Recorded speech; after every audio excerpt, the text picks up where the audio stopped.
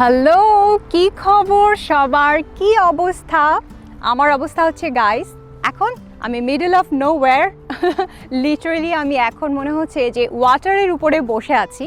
তো আজকে আমি এই ভিডিওটা করছি সবাইকে কংগ্রাচুলেট করার জন্য। হ্যাঁ, সবাই আমাকে উইশ করার আগে আমি এবার সবাইকে উইশ করতে চাই, কারণ যখন আমার 100K হয়েছিল তখন আমি কাউকেই কিছু জানাইনি, কোথাও উইশও করিনি, না ফেসবুকে, না ইনস্টাগ্রামে, না ইউটিউবে। আমার ধারণা আমি একমাত্র ইউটিউবে এমন একজন মানুষ যে মনে হয় তার চ্যানেলে 100K হওয়ার পরে কোনো রকম সাড়া শব্দ করেনি। তো এটা নিয়ে সবার অনেক অভিযোগ ছিল। তো আমি ভাবলাম যে এবার যেহেতু 200K হয়েছে এবং এখন যদি আমি ভিডিও না করি তাহলে আমার সত্যি সত্যি খবর আছে। তো এই কারণে আমি ভাবলাম ভিডিওটা করি এবং সবার সাথে এই আনন্দটা শেয়ার করি, সবাইকে কংগ্রাচুলেট করি। তো আপনাদের সবাইকে আমার মন থেকে অনেক অনেক অনেক থ্যাংক ইউ। আপনারা আমাকে এত ভালোবাসা দিয়েছেন। আমি যখন থেকে ভিডিও করা শুরু করেছি আসলে আমার সেরকম কোনো উদ্দেশ্য ছিল না, কোনো ডেস্টিনেশন ছিল না যে আমার এরকম কোনো মাইলস্টোন অ্যাচিভ করতে হবে বা আমার ইউটিউবে এটা করতে হবে সেটা করতে হবে। আমি এখন পর্যন্ত যেসব ভিডিও বানিয়েছি এগুলো সব আউট অফ মাই লাভ এবং নিজের মেমোরিগুলো ধরে রাখা এবং পরবর্তীতে আমার এই ঘোরাঘুরি বা আমার লাইফের যে ইন্টারেস্টিং বিষয়গুলো এটা সবার সাথে শেয়ার করার কারণে সেটা মনে হয় আনন্দটা আরও 2-3 গুণ অধিক হয়ে গেছে আমার লাইফে। তো সেটাই ছিল আসলে মেন উদ্দেশ্য। তো এরপরে আসলে এটার সাথে যা এসেছে সেটা হতে পারে in terms of money or little bit fame, এগুলো আসলে সবই উপরি পাওয়া এবং আমার কাছে এটার মাইনে সেরকম না, সেরকম গুরুত্ব রাখে না এই জিনিসটা, যতটা গুরুত্ব রাখে আপনাদের ভালোবাসা। আপনাদের ভালোবাসা আমার জন্য আসলে কতটা পিওর এটা আমার যে কোনো ভিডিওর কমেন্ট সেকশানে গেলেই যে কেউ বুঝতে পারবে যে আপনারা কতটা মন থেকে আমাকে ভালোবাসেন। 200K সদস্যের এখন যে আমার ফ্যামিলি, এটা সত্যি সত্যি আপনাদের একদম অকৃত্রিম ভালোবাসা। আমার ভিডিওগুলো এত এত পছন্দ করেছেন, আমি সত্যি আপনাদের কাছে মন থেকে কৃতজ্ঞ। তো এই 200K উপলক্ষে আমি ভাবলাম যে আপনাদের কিছু প্রশ্নের উত্তর দিই, যে প্রশ্নগুলো বেশ কিছুদিন ধরে পেয়ে আসছিলাম এবং যে প্রশ্নগুলো অনেকের ছিল, কেউ আমাকে হয়তো মেসেজ করে পাঠিয়েছে বা কেউ কমেন্ট করেছে। তো সেই প্রশ্নগুলোর যেগুলো কমন কোয়েশ্চেন ছিল আমি সেগুলোই পিক করেছি এবং সেগুলোই আজকে আনসার করার চেষ্টা করব। আপনার ভিডিও দেখলে ভীষণ পজিটিভ এনার্জি পাই, আপনি কিভাবে এত পজিটিভ থাকেন? আপনার হ্যাপিনেসের সিক্রেটটা কি শেয়ার করবেন? আচ্ছা, আসলে সেরকম কোনো সিক্রেট নেই, তবে আমি কিছু জিনিস করি যেটা আমি শেয়ার করতে পারি। আমাদের প্রত্যেকটা মানুষের ভিতরে একটা এনার্জি আছে, একটা ফ্রিকোয়েন্সি বা একটা ভাইব্রেশন আছে, যার জন্য হয়তো আমরা একটা মানুষকে তার এনার্জি লেভেল দেখে তার সাথে কানেক্টেড ফিল করি, তার সাথে আমাদের ফ্রিকোয়েন্সি বা এনার্জি লেভেলটা ম্যাচ হলে আমাদের কাছে মনে হয় যে তাকে আমাদের ভালো লাগে, আর যখন ম্যাচ করে না তখন মনে হয় যে না, সে আমার জন্য না বা তাকে ভালো লাগছে না। প্রত্যেকটা দিন আমরা একটা স্পেসিফিক অ্যামাউন্টের এনার্জি নিয়ে প্রতিদিন ঘুম থেকে উঠি এবং আমাদের দৈনন্দিন বিভিন্ন কাজে সেই এনার্জিটাকে কিন্তু আমরা খরচ করি। তো আমার এই মূল্যবান এনার্জি আমি কোথায় খরচ করব সেটা আমার কাছে খুবই গুরুত্বপূর্ণ। এই কারণে আমি এমন কোনো মানুষের সাথে মিশি না বা এমন কোনো এনভায়রনমেন্টে যাই না যেটা আমাকে ইন্সপায়ার করে না, যেই মানুষটা আমার এনার্জিকে আপলিফট করে না, এমন কোনো মানুষ আমার আশেপাশে আসলে নেই। যারাই আছে তারা ভীষণই জেনুইন, অনেস্ট এবং কেউই ফেক না। তো কোনো হিপোক্রেট এনভায়রনমেন্ট আমার আশেপাশে নেই। তো এই কারণে আমার রিলেশনশিপগুলো ভীষণই স্ট্রং, যেখান থেকে আসলে খুব জেনুইন হ্যাপিনেস পাওয়া সম্ভব। যদিও আমার হ্যাপিনেস কোনো এক্সটার্নাল এনভায়রনমেন্টের উপর সেভাবে ডিপেন্ড করে না, সম্পূর্ণটাই ডিপেন্ড করে যে আমি ভিতর থেকে কি ফিল করছি। কারণ আমি কোনো এনভায়রনমেন্টের দ্বারা প্রভাবিত হই না, কোনো মানুষের দ্বারা প্রভাবিত হই না। আমাকে যদি কেউ ভালো বলে তাও ইটস ওকে, আমাকে যদি কেউ খারাপ বলে তাও ইটস ওকে। কারো ওপিনিয়ন বা কোনো এনভায়রনমেন্ট আমার মেন্টাল স্টেটকে ইম্প্যাক্ট ফেলতে পারে না। তো এই কারণে আসলে আমার হ্যাপিনেসের জায়গাটা বা আমার এনার্জির জায়গাটা সবসময় ইনট্যাক্ট থাকে, এটা কখনোই ক্ষয় হয় না বা আমি হতে দেই না। আমি চেষ্টা করি যে যত খারাপ মানুষই হোক না কেন তাদের প্রতি যেন আমার সবসময় মন থেকে ভালোবাসা আসে, কারণ it's the law of attraction. আপনি যদি ভালোবাসাই শুধু স্প্রেড করেন আপনার কাছে ভালোবাসাই আসবে, এটা আমি বিশ্বাস করি। এই কারণে ওই ধরনের কোনো নেগেটিভ ইমোশনই আমি কারো প্রতি কখনো আনি না, সে যেই হোক না কেন। আমি আরেকটা জিনিস যেটা করি সেটা হচ্ছে I really mind my own business. আমি নিজের চরকায় তেল দিই, মানে আমার আশেপাশের মানুষের জীবন নিয়ে আমার কোনো ইন্টারেস্ট নেই। কে কী করছে না করছে আমি কারো দ্বারা যেহেতু প্রভাবিত হই না, তো আমি আসলে কোনো তাদের জীবন নিয়েও অতটা চিন্তা করি না। তো আমার সম্পূর্ণ ফোকাসের জায়গাটা থাকে যেটা আমি করতে ভালোবাসি, সেই জায়গাটাতে আমি সবসময় ফোকাস করি। এই কারণে আসলে ওই বাইরের কোনো কিছু নিয়ে ভাবার সময় বা ইচ্ছা কোনোটাই আমার নেই। তো এই কারণেই আমি হয়তো আমার নিজেকে ডেভেলপ করার চেষ্টা করি প্রতিনিয়ত, যে আমি কিভাবে আমার বেস্ট ভার্সনটা হতে পারি, যা আমি গতকালকে ছিলাম তার তুলনায় আমি কিভাবে আজকে ভালো হতে পারি। এবং আমার কোনো প্রতিযোগিতা নেই, কারোর সাথে কোনো প্রতিযোগিতা নেই, আমার কোনো ডেস্টিনেশন নেই যে সেইভাবে প্রতিযোগিতা করে এই মানুষের মাঝখান থেকে উঠে আমাকে কোথাও যেতে হবে, সেরকম কিছুই নেই। আমার নিজের কম্পিটিশান হচ্ছে একদম নিজের মনের সাথে, আমি আমার নিজের জগৎ নিয়ে, এবং বলতে পারেন যে আমি নিজের একটা আবরণের মধ্যে থাকি এবং সেটা আমি ভীষণই এনজয় করি এবং ভালোবাসি। এই আর কি ভাইয়া। তো এই জিনিসগুলাই আমি করি, যার কারণে হয়তো আমার এখন পর্যন্ত আমার এনার্জি লেভেল বলেন বা হ্যাপিনেস বলেন, এটা এরকম আছে। তো আমার জন্য দোয়া করবেন যেন এটা সবসময় এরকম থাকে। তো এই পরের প্রশ্নটাও খুবই ইন্টারেস্টিং। পরের প্রশ্নটা এসেছে, আপু আপনি কি সবসময় এমন হাসি খুশি থাকেন? আপনার কি কখনোই মন খারাপ হয় না? মন খারাপ হলে কি করেন? সত্যি কথা বলতে একটা সময় অনেক সিলি কারণে মন খারাপ হতো, কিন্তু এখন আর আসলে সেই অর্থে আমার মন খারাপ হয় না। কারণ জীবন আমাকে শিখিয়েছে যে আমাদের এই জীবনে কোনো কিছুই পার্মানেন্ট না, না সুখ না দুঃখ, কোনোটাই না। ইনফ্যাক্ট আমরা নিজেরাও না, এবং সেটা আমরা ভীষণ ভালোভাবে জানি। কিন্তু তারপরেও মনের কোথায় যেন মনে হয়, আরে আমি তো অ্যাটলিস্ট 60 ইয়ার্স পর্যন্ত বাঁচবো, তো আমার হাতে তো সময় আছে।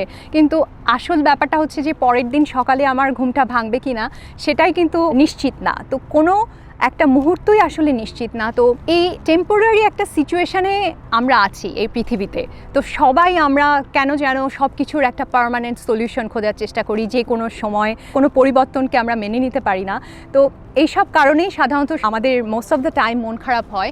তো যেহেতু আমার এই লার্নিংটা খুব ভিতরে ঢুকে গেছে, এবং এই কারণে আমার খুব ডিপলি কোনো কিছু নিয়ে মন খারাপ হয় না। কিন্তু আমার কাছে মনে হয় যে যখন কোনো প্রিয় মানুষ আসলে পৃথিবী থেকে চলে যায়, সেটার যে বেদনা বা সেটার যে কষ্ট, এটা হয়তো আমাদের ভিতরে খুব গভীরে এটা থেকে যায়। ওইটা হয়তো আমরা যত কিছুই প্র্যাকটিস করি না কেন, যত ধরনের সাধনা করি না কেন, মানে ইট টেকস আ লং টাইম যে আপনার প্রিয় কোনো মানুষ যে আসলে পৃথিবীতেই নেই, এটার আসলে এই দুঃখের, এই কোর দুঃখের আসলে আর কোনো সমাধান হয় না।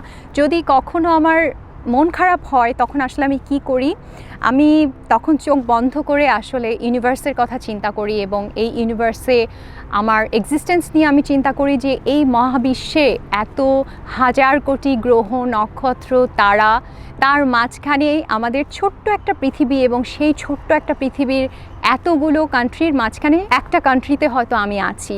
আমি এতটাই ক্ষুদ্র একটা প্রাণী যে যার থাকা না থাকা এই সৃষ্টির কাছে আসলে কোনো ম্যাটারই করে না। এই সৃষ্টি আসলে এতটাই বড়, তো তার আমার দুঃখবোধ বা এটা আসলে এই সৃষ্টির কাছে কিছুই না।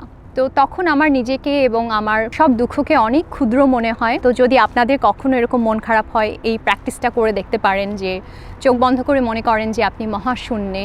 আমরা সবাই আসলে একটা ভাসমান অবস্থায় আছি এত গ্রহ নক্ষত্রের মাঝখানে আমাদের ছোট্ট পৃথিবী, এবং সেটা নিয়েই আসলে আমরা সবাই অনেক অবসেসড, এবং আমাদের লাইফ নিয়ে, এবং আসলে আমাদের জীবনযাত্রাটা এমনই, আমরা সবাই এতটাই ব্যস্ত জীবন যাপন করি, বা আমাদের জীবনের চাহিদা সে মেটাতেই আমরা আসলে এত কিছু নিয়ে ভাবার আসলে সুযোগই পাই না। মনে হয় এটাই তো সব কিছু, এই জীবনটাই তো সব, মানে এই জীবনে সব পেতে হবে, এরকম আর কি।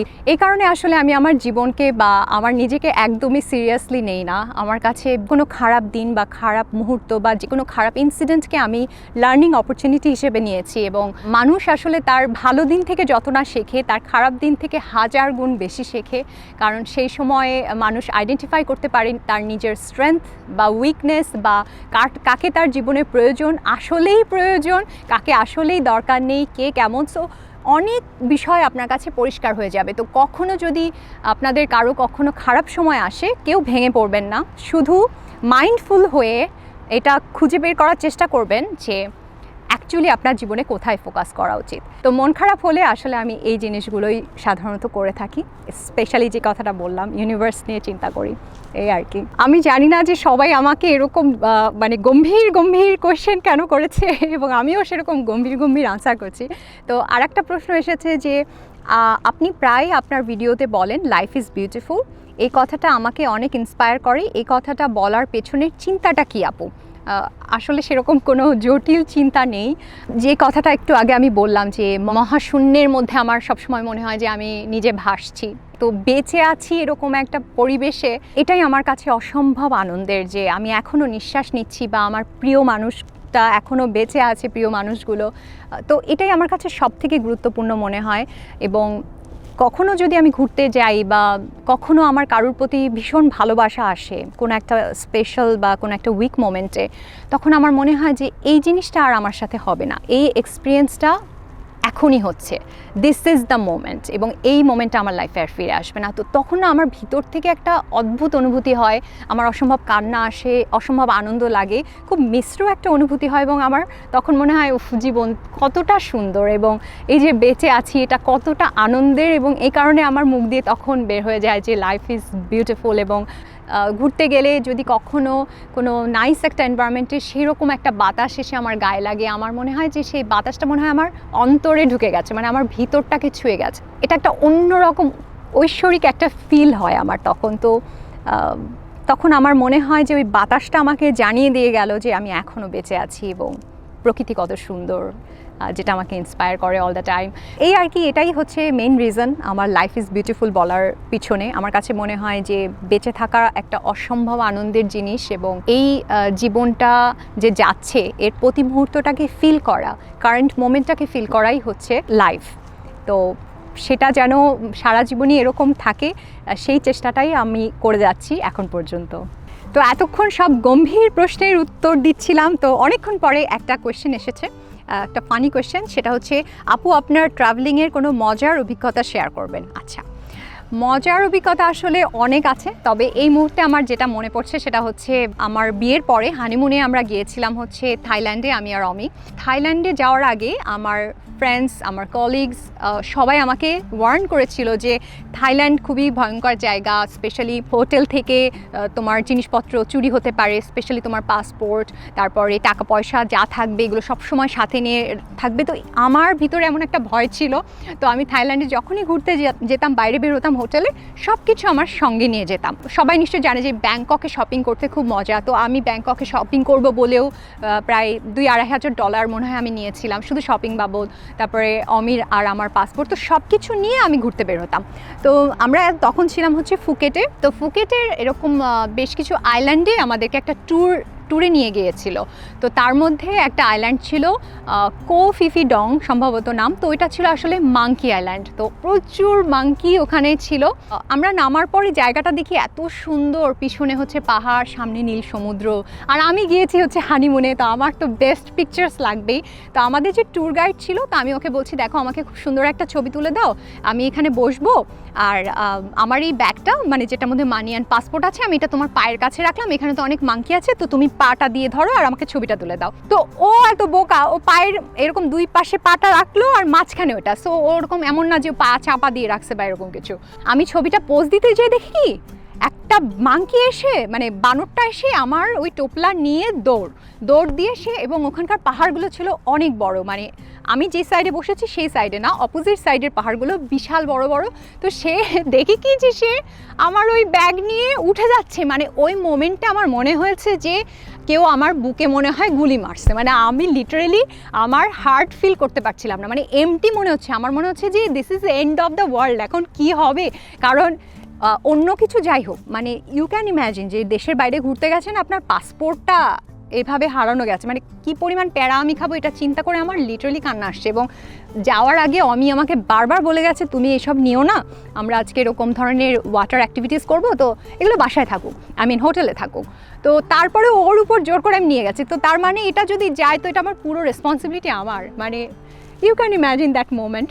তো সেই বানর হাফ পাহাড় উঠে গেছে, এবং আমি তখন আমার শরীরের মনের সমস্ত শক্তি দিয়ে যে একটা চিৎকার দিয়েছি, ওই যে সিনেমাতে দেখায় না যে গাছের পাখি পর্যন্ত উড়ে যায়, লিটারেলি এটা আমার সাথে হয়েছে। ওই সময় যত পাখি ছিল ওইখানে সাদা বক পাখি সব উড়ে গেছে আমার চিৎকারে, আর আমি বলছি এই বানর, এই বানর। এখন বানর কি বুঝছে আমি জানি না, ওই আইল্যান্ডের 50 থেকে 60 জন যে ট্যুরিস্টরা ছিল তারাও আমার দিকে তাকানো, বানর যতগুলো ছিল সব আমার দিকে তাকানো, আর ওই বানরের কি জানি মনে হয়েছে, সে কি ভয় পাইছে আমি জানি না, মাঝখান থেকে সে আমার ওই টুপলাটা নিচে ফেলে দিছে, আর আমার মনে হলো যে আমি আমার লাইফ ফিরে পাইছি, মানে এটা আমার সাথে কি হলো। তো আমি এই ইনসিডেন্টটা লাইফে ভুলবো না, এবং থ্যাঙ্কস টু দ্য বানর যে সে আমাকে ফিরাই দিচ্ছিলো। আদারওয়াইজ আমাদের সিচুয়েশনটা এমন ছিল যে আমাদের হোটেলে ফিরে যাওয়ার মতোও টাকা ছিল না, মানে ওই দিন দুপুরে খাওয়ার মতোও টাকা আমাদের সাথে ছিল না। সব কিছু মানে অমির মানিব্যাগের টাকা, পাসপোর্ট এবং সমস্ত মানি ছিল এটার ভিতরে। সো এটা একটা ফানি প্লাস হচ্ছে ভয়ঙ্কর এক্সপিরিয়েন্স আমার ট্রাভেলিংয়ের। ওকে গাইস, অনেক বক করলাম, আমার নিজেরই এখন মুখ ব্যথা হচ্ছে। তো আপনাদের সবাইকে আমি আবারও থ্যাংক ইউ দিতে চাই এত ভালোবাসা দেওয়ার জন্য আমাকে, এবং এইভাবে ব্লেস করার জন্য আমাকে। তো আপনারা সবাই ভালো থাকবেন। আপনাদের সবার সাথে আমার দেখা হচ্ছে সান ফ্রান্সিসকো সিরিজের আরও একটা নতুন ভিডিও নিয়ে 2 দিনের মধ্যে। Bye guys.